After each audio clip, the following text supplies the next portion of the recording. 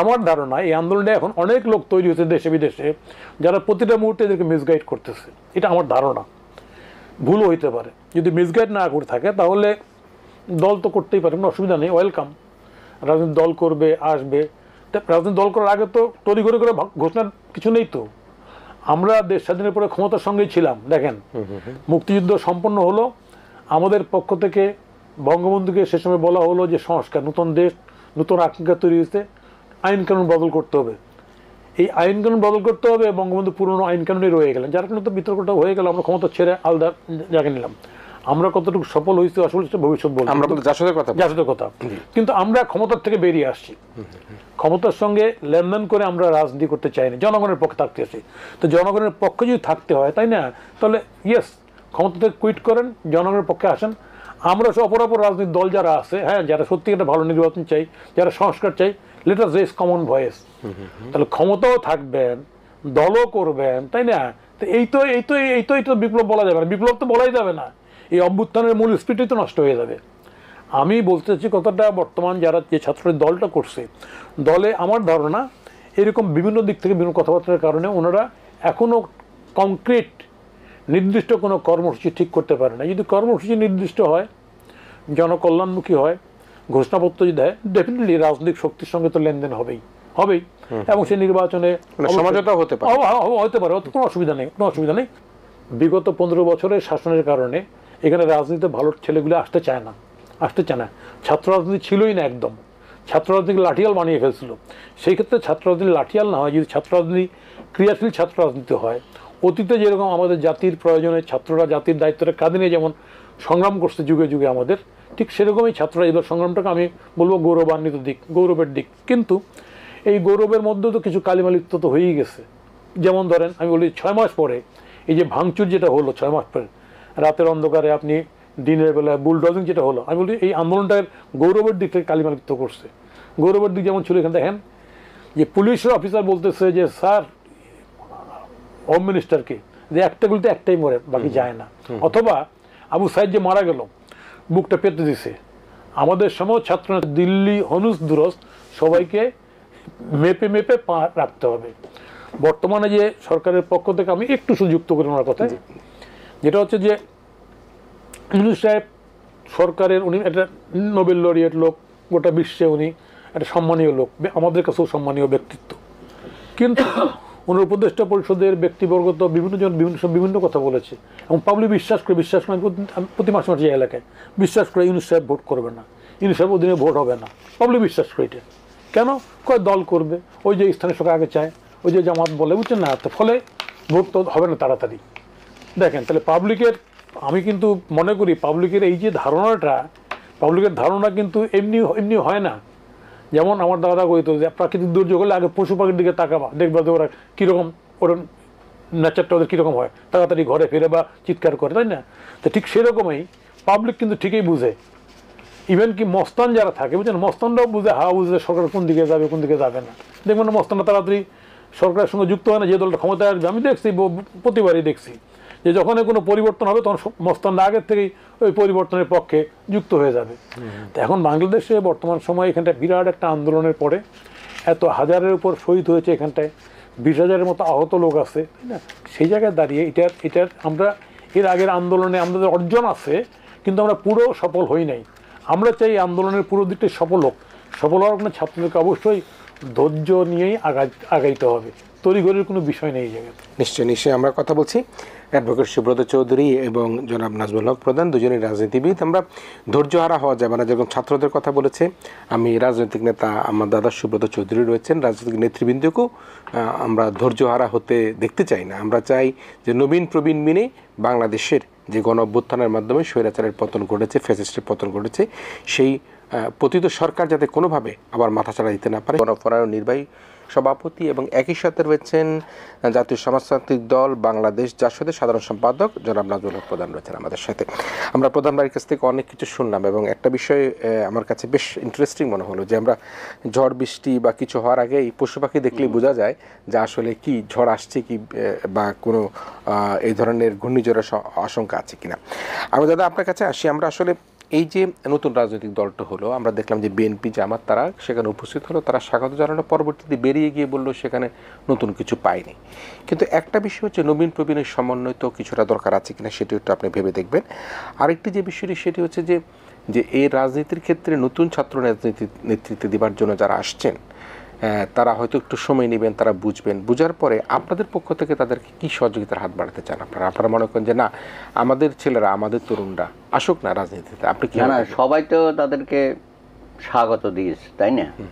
কেউ তো বলে নাই যে তোমরা ভুল করছো বা রাজনীতিতে আসতে পারবে না।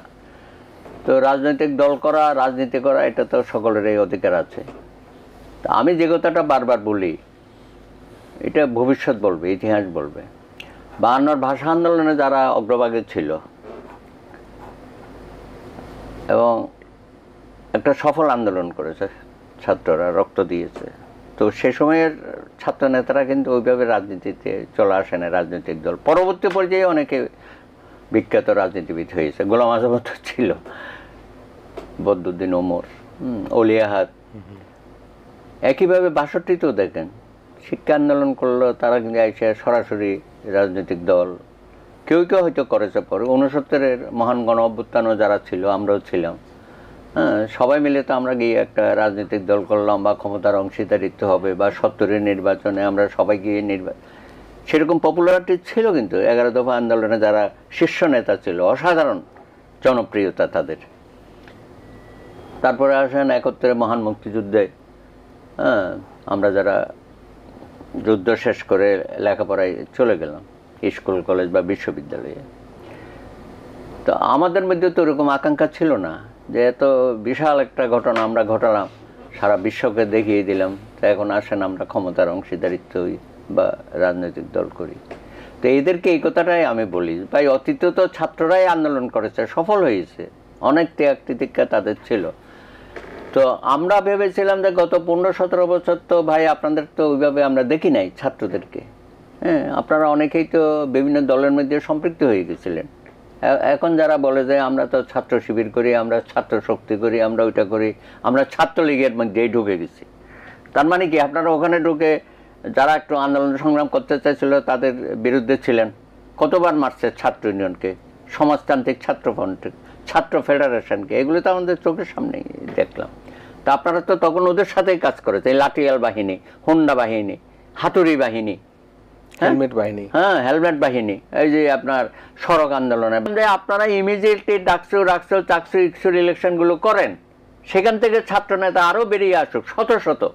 হ্যাঁ, এখন যারা ধরেন আমাদের আগেও যারা ছিল তারা কিন্তু এই সমস্ত নির্বাচনের মধ্য দিয়ে, হ্যাঁ, উনিও হয়তো বহু নির্বাচন ছাত্র আমরাও করেছি বা আমরা নির্বাচিত হয়েছি, তো সেভাবে আসেন।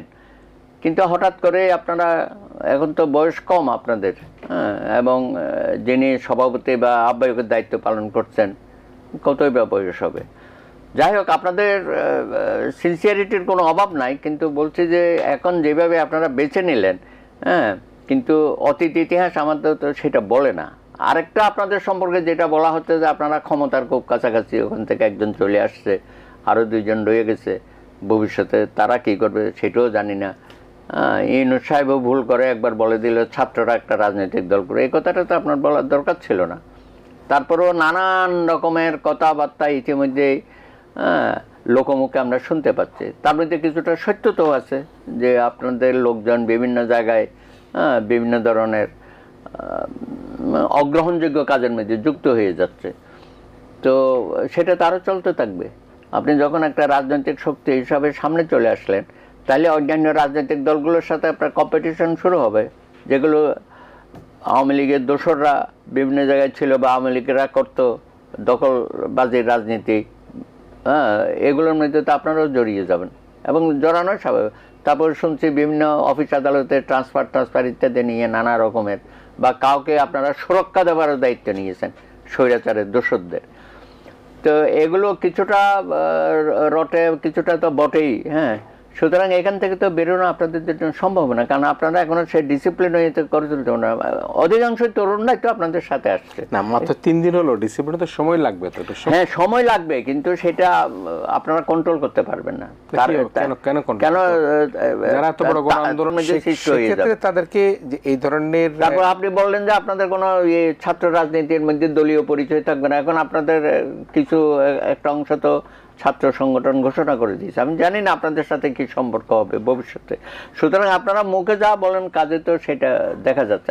অবশ্য অনেক চড়াই উতরাই পার হয়ে একটা রাজনৈতিক দল তৈরি হয়, এটা এমন না যে 6 মাস 1 বছরের মধ্যে কিছু একটা হবে। তো আশা করি আপনারা সিনসিয়ারলি আপনারা যদি দেশের সাথে কাজ করেন এবং মনে করেন যে আপনারা রাজনীতিতে আন্দোলন সংগ্রামে যেমন ভূমিকা রেখেছেন, রাজনৈতিক ক্ষেত্রেও আপনারা একটা ভূমিকা রাখবেন, এবং অংশীদারিত্বের যে সরকারের বা সরকার পরিচালনা অংশীদারিত্বের যে একটা সুযোগ আপনারা চাচ্ছেন, সেটা এই মুহূর্তে একেবারে ওইভাবে পুরোপুরি হবে না আর কি। যে হ্যাঁ, সুতরাং একটু ধৈর্য ধরেন, গোসলো। কিন্তু আপনি আপনার দলকে বিকশিত করার জন্য অন্যান্য বিষয়গুলোকে আপনি একটা থামিয়ে দেবেন, এটা তো হয় না। যেটা আপনারা এখন যেভাবে বলা শুরু করে দিয়েছেন, এখন সব রাজনৈতিক দল যদি বলে যে আমরা জাতীয় নির্বাচন আগে চাই, আপনারা বলবেন স্থানীয় সরকার চাই, আমরা বলি সংসদ নির্বাচন চাই, আপনি বলবেন গণপরিষদ নির্বাচন চাই, সংবিধান আগে আপনি বিয়ে করবেন, পুনর্লিখন করবেন বা পাল্টে দেবেন। তো এইসব কথাবার্তার মধ্যে দিয়ে তো একটা বিশৃঙ্খলা সৃষ্টি হবে, এবং ইউনিয়ন পরিষদ নির্বাচন করা তো একটা ভয়াবহ পরিস্থিতি সৃষ্টি হবে। এবং সমাজে যখন দেখবেন যে যারা প্রতি স্বৈরাচারের দোষর ছিল বা বিভিন্ন এলাকায় নানা রকমের অপকর্মে যুক্ত ছিল, তারা তো বসে আছে যে আপনি নির্বাচনটা দেবেন। এখন তো কোনো রাজনৈতিক পরিচয়ী নির্বাচন হবে না, তখন দেখবেন যে শত শত হাজারে হাজারে তাদের ওই প্রতি স্বৈরাচারের সমর্থকরা এখানে দাঁড়িয়ে যাবে। তো তখন একটা বিরাট ধরনের বিশৃঙ্খলা সৃষ্টি হবে, এবং বর্তমান যে প্রশাসন এবং আইনশৃঙ্খলা বাহিনী, তাদের পক্ষে এই স্থানীয় সরকার নির্বাচন গুটিয়ে আনা এবং শান্তিপূর্ণ পরিবেশে এটা করা, এটা কখনোই সম্ভব হবে না। আমি একটা ছোট প্রশ্ন করে আমি চলে যাব প্রধানদার কাছে। সেটি হচ্ছে যে এই যে যখন ছাত্ররা যেদিন রাজনৈতিক দল ঘোষণা করে, এই যে এত বড় সমাবেশ হলো, বাংলাদেশের রাজনৈতিক দল ঘোষণার ক্ষেত্রে কিন্তু আমরা দেখেছি একটা প্রেস কনফারেন্স করে ঘোষণা করা হয়, সেখানে তো না এর আগেও বড় বড় সমাবেশ ওনারা করে নাই, ওনারাও করেছে। আমরা যখন গণফোরাম প্রতিষ্ঠা করি তখন তো 3 দিন ব্যাপী বিশাল ইঞ্জিনিয়ারিং ইনস্টিটিউট, তখন তো ওই কালচারেই ছিল, বিশাল সমাবেশ হয়েছিল, বহু রাজনৈতিক দলের নেতাকর্মীরা উপস্থিত ছিল। শুরুটা এরকম হয়, কিন্তু এটা 2-1 বছর গেলেই বোঝা যাবে যে এটা আসলে গতিটা কোন দিকে যাচ্ছে, এটা কি গতি বাড়ছে না গতিহীনতার মধ্যে চলে যাবে, জোয়ার বাটার মতো। দেখা যাক, সেটা আমরা অপেক্ষা করব। তবে আপনাদেরকে আমরা ডিসকারেজ করছি না, কিন্তু বলি যে একটু সাবধানে পা ফেলবেন, এবং আপনাদের কথাবার্তার মধ্যে যেন একটু কি বলবো, আপনারা একটু সমীহ করবেন আর কি সবাইকে। জি, নিশ্চয়ই।